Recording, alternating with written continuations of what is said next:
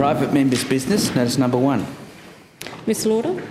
I move the motion standing in my name on the notice paper about development of the Red Hill open space area.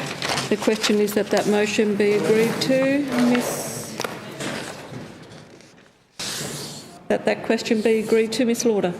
Thank you, Madam Speaker. I'm pleased to bring to the attention of the Assembly today the community concerns around proposal at the Federal Golf Club.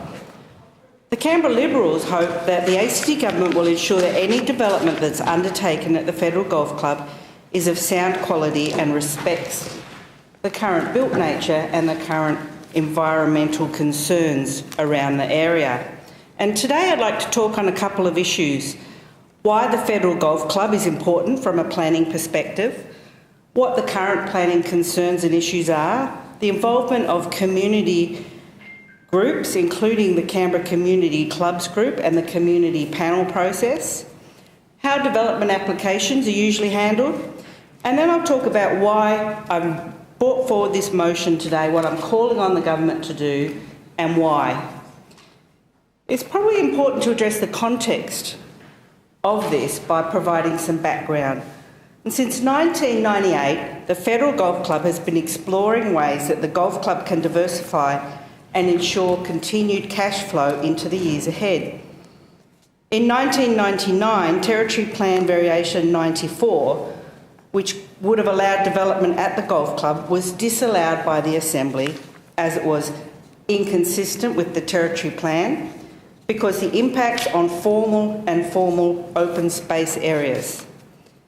In 2007, the then Planning Minister, Mr Barr, promised to consider the proposal again, as there were considerable financial concerns surrounding the Federal Golf Club and their ability to navigate their way through the prolonged drought.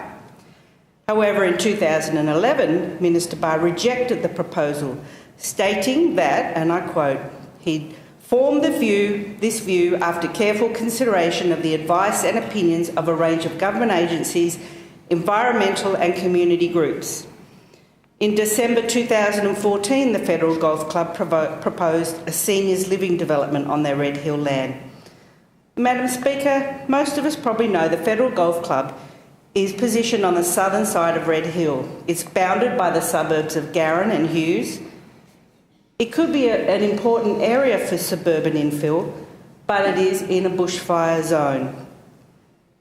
Madam Speaker, over the past 19 years, the community and the Federal Golf Club have had their differences with regard to future development. This isn't a secret. Concerns being raised by community members have been many and varied. They include the fact that Section 66 is a highly sensitive and significant area located on the slopes of Red Hill, that the Red Hill area contains remnants of the significantly endangered red gum yellow box woodland. The proposed development could have a detrimental impact on recreational activities in the area, and the impact on local amenities, including lack of road access. While the Federal Golf Club have been calling to be allowed to develop their current lease so they can further drought-proof their golf course, upgrade the clubhouse, which is a bit rusty and outdated, and they can provide financial security into the future. But that doesn't mean that community concerns aren't equally important so that we can have certainty for all parties going forward. We don't want to have another 20-year period where every 5 years local community groups and the golf club go at loggerheads with each other over yet another proposal. Many people have questioned the government's involvement in the current development proposal. It's no secret that because Clubs ACT backed the Canberra Liberals at the last election, this government have now refused to deal with Clubs ACT. Mr Barr has publicly said he won't meet with Clubs ACT.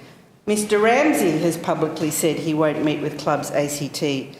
Instead, the government will only deal with the CFMEU-backed tradies-run Canberra community clubs. In July 2017, the Federal Golf Club left Clubs ACT and went to the CFMEU-backed Canberra Community Clubs Group. And at that time, Scott Elias, the General Manager of the Federal Golf Club, said publicly, "The government will talk to them. As far as I'm aware, the government won't talk to Clubs ACT. It basically comes down to what's in the best interests of the club to get that development through. We want to get it through this time and we will do everything we can." 3 weeks after the announcement of the defection of the Federal Golf Club to the CFMEU-backed Community Clubs Group, the government set up the one-off community panel for consultation on the proposal. This panel discussion was by invitation only, with even MLAs only to attend a very small part of those meetings.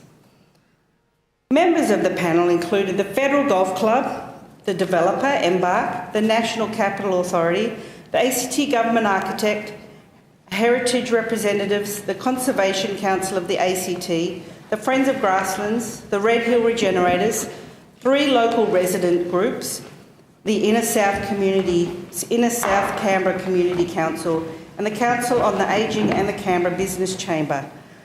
This quite hastily put together one-off community panel. When I say one-off, Mr Barr was quoted as saying this was a one-off panel, which locks people and MLAs out, makes it seem like the outcome of the community panel, and I'm referring to emails I've received from community groups here, it makes it seem like the outcome of the community panel is a fait accompli, that the consultation was a sham, and that the government have already decided to back this development application. In a briefing that I had from the Directorate earlier this week, I was told that all the community groups were happy. They felt it was the best proposal that had been put forward, and they'd received comments such as good as they've seen. The Directorate, however, didn't finish the sentences. The community groups provided me with their version of what was said at that panel meeting that incidentally I was locked out of. I was invited, I RSVP'd, and when I turned up on the night, I was unable to get in the locked door. It was quite unfortunate. Quite unfortunate from many points, not least of which I could have perhaps gone to another event or even better stayed at home with my family. Instead of driving half an hour to get there, spending half an hour knocking on the door and another half an hour to drive home. Complete waste of time. Not one of the community councils that I've spoken to are happy with the outcome of the panel. Some of the comments I've received from community group members include, "There's a strong view by many of the community group members of the community panel that the direction of the panel was being taken by EPSDD has degenerated to a point where the whole process is a farce that is blatantly supporting the FGC proposal." A farce, Madam Speaker. EPSD, this is another quote, "EPSD has consistently protected FGC, Federal Golf Club, and its developer from requests for meaningful information to be supplied on the ridiculous premise that all will be revealed later in the DA." So community groups, I guess, are confused by the intent of the panel. They thought they would have the opportunity to put forward their views and have feedback provided. They thought they would be able to ask questions and get answers. They thought that they would be able to ask for data and have that data provided. This, Madam Speaker, is not what has taken place. And some of those representatives of the community groups are here in the gallery today. It doesn't take into account that what we need here in this Red Hill open space area is a holistic approach to planning in the area, not looking at the Federal Golf Club proposal in isolation, then looking at another proposal in Kent Street, Hughes or Deakin. What we need to think of is a holistic approach that takes into account, for example, the significant environmental concerns of the area, not just one development application at a time. This piecemeal approach that's being taken to planning in the area could cause significant damage to the area. There are still concerns around access to the Federal Golf Club in terms of car access and public transport, the need to upgrade Gowrie Drive and the increase in traffic flow and further congestion. Now, DAs are usually handled in a particular way. In this case, it's been quite different because of this one-off panel that has been created by the government. And after 3 meetings, Madam Speaker, 3 meetings of this panel, and community representatives were willing and expecting to continue to meet, when it was unceremoniously come to a halt by the government representative, who said there was no need for further meetings. They collected all of the residents' concerns and they would now be addressed in the development application. Usually, for an impact track development application, an applicant lodges a development application. ACTPLA refer the DA to entity and issue public notifications. ACTPLA request further information if required. ACTPLA assesses the DA against the territory plan, environmental impact statement and relevant codes, and ACTPLA makes its decision. This case has been very different. What we need to see here, Madam Speaker, is stability to end years of protracted debate in the community. The community panel members, many of them, I think perhaps the majority, asked about a master plan process for the Red Hill open space area. And whilst in the strictest sense of the definition of a master plan, that may not be the best approach or the approach that the government will take, it doesn't mean that the concept of a more integrated and holistic plan shouldn't take place in this area.